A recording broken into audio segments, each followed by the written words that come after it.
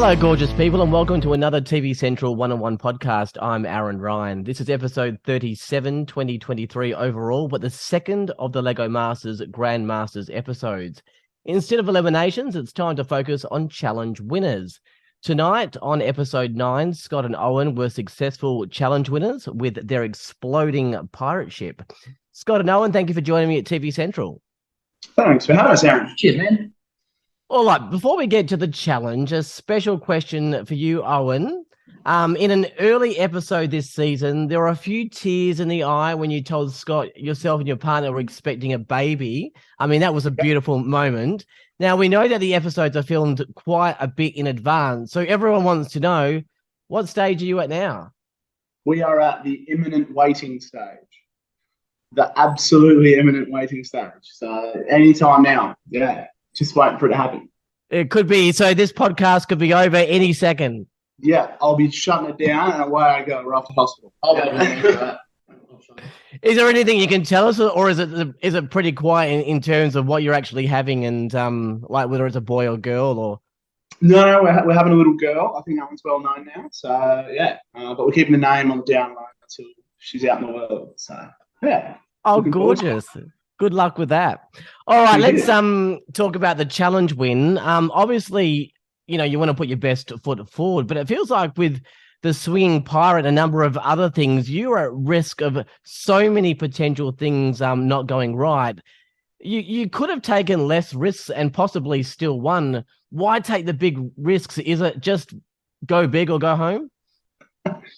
Yeah, I think this season, you've heard it said 1,000 times on the show, it's Grand Masters. I think that necessitates a certain sort of risk-taking to stand out. If you look at the previous winners of the last few challenges, all the teams that are winning are the teams that are taking big risks, and you have to stand out in this field. So I think if you're not sure if it's an elimination, you may as well swing for the fences. Even if it is, you may as well swing for the fences anyway. Yeah. Is it a feeling of like you've done all you can do, then at that final presentation moment, is it just up to God what happens next? I mean, it looks like it's a nerve-wracking moment. The audience could feel it just as much as you. Yeah, so the audience, I can kind of confirm that because my mum watches the show. She gets home from work about 9:30 every night, and I often hear screams, and she comes in feeling sick about what me and Owen are doing and tries to get sneak previews of what we're doing next episode. But I'm like, nah. You gotta wait, like the rest of Australia. No special handouts here. So we try to give the audience something to stress about. Because if we're feeling stressed, we want to share the love, you know? Yeah, for sure. I know you guys don't want to sound like up yourselves, but when you create something as grand as that, like the pirate ship, if it comes off with the explosions, I mean, you must think you're in a chance to win. Yeah, it's hard to tell as well because we don't always see what the camera sees. And a lot of things as well, I think that's something we learned a little bit after the first season, is that it's not necessarily about building really good Lego, it's about building really good Lego that looks really good on camera. And some of those angles and stuff that we don't see, that the camera sees, make builds look so different to what you think they're going to look like. Because you can kind of get down and get those sort of minifig perspective shots, and some of those just sell a whole build. We saw it in the roller coaster challenge with Dave and Gus. That looked amazing standing back looking at it, and then fell really flat in judging because of the way it was shot on camera.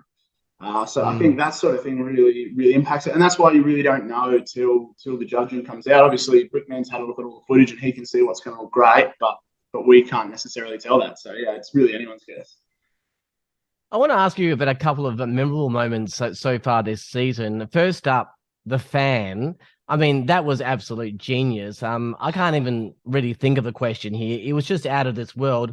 I mean, you have this perfect fan, guaranteed the win as far as I'm concerned, and then Brickman says almost perfect. It's just it's oscillating too quickly. Not much time left. I mean, I would have left it. Any risk to wrecking that fan was just not worth it.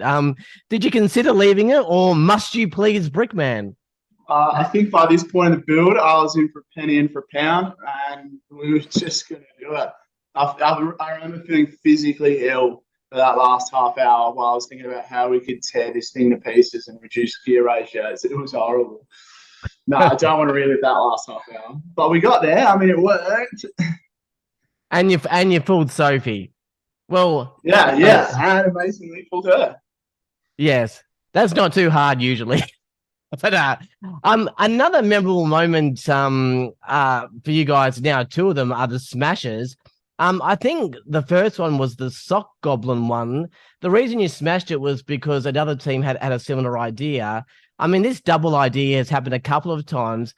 Like, why is it not a good idea to run the same idea as someone else? I mean, I understand the creativity angle point of view, but could two people do the same and then compete directly opposite one another, and it's just whoever has the best one wins, or is that just never a good idea? I think we saw that in the barrel challenge, as far as barrels were concerned. Not the barrel challenge, the waterfall challenge. But I guess like you kind of want to be in your own rights to what you're building, so you don't have to be compared to somebody else, and you don't want to be, I guess, held above the other person of like, oh yeah, we built better than you, so that's why you guys are bottom two kind of thing. Like you just want to have, it's not really that kind of competitive field. It's just you want to be kind of fair and nice to everybody. I know you can't really answer this, but it happened a couple of times. It's the same idea thing on the show. So a general theme, theme could literally have a million ideas.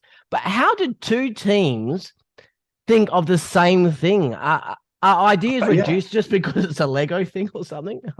Maybe. Yeah, it's odd. It could be like maybe there's like subtle ways the way they describe the challenge that makes us think of things. I don't know, because it even happened a couple more times that didn't make the edit. Like on our roller coaster challenge, we were originally going to do a mining temple as well, and then Andrew and Damien were on a mining temple, and we're like, well, we've already had a double up of snails. So yeah, it's happened a lot. And yeah, I honestly can't tell you why. It just seems to be that maybe shared experiences. Obviously, we're all hanging out back for a set, so we all watch the same movies. Maybe that all gives us the same inspiration for the 3 months we're there. Yeah. Now, you guys now have the gold brick going into Sunday's episode, likely to be an elimination. If it is, you guys obviously will be safe. I'm interested to know what the general thought process is, knowing, that you have immunity. I mean, Andrew and Damien talked about in a podcast I did with them about pride and always doing your best and showing that even with immunity, you are a strong team.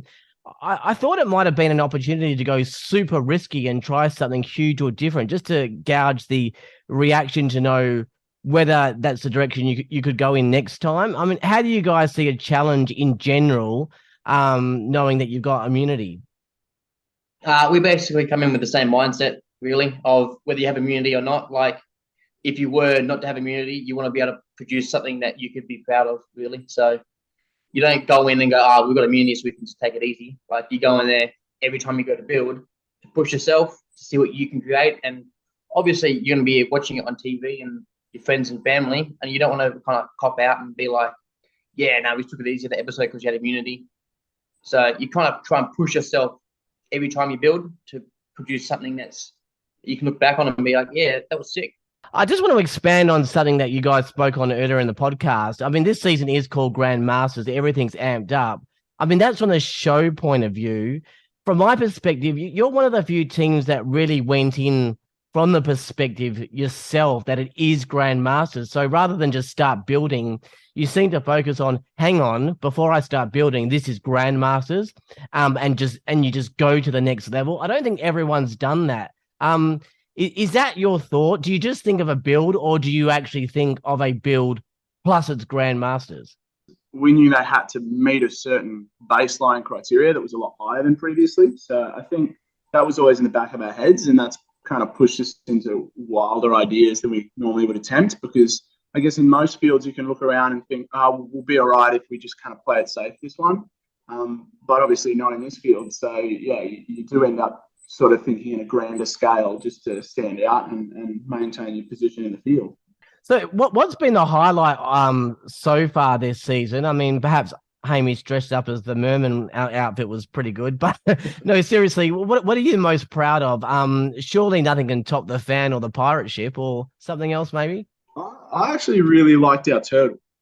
Oh yeah.